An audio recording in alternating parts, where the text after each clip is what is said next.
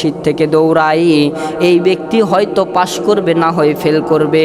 যদি পাশ করে তাহলে ভালো, তার কোনো জরিমানা নাই। আর যদি ফেল করে তাহলে বোঝা লাগবে এর শাস্তি আল্লাহ পাকের কাঠগড়ায় রেডি রয়েছে। আর যেই ব্যক্তির জন্য শাস্তিগুলো রেডি থাকবে, ওই ব্যক্তিরা তোমরা সুন্দর করে ভালো করে শোনো।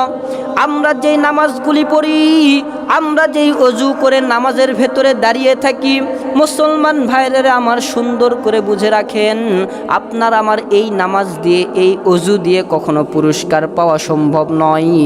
এই অজু দ্বারা হয়তো আপনি আমি পাশ করতে পারি, অর্থাৎ কোনো ফলাফল নাই, কোনো পুরস্কারও নাই, কোনো আপনার আমার জন্য শাস্তিও থাকবে না।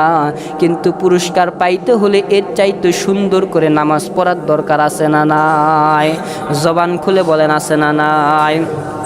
এই জন্য আপনাকে আমাকে নামাজটা সুন্দর করে পড়তে হবে। আল মুসলিমু মান সালিমাল মুসলিমুনা মিন লিসানিহি ওয়া ইয়াদিহি।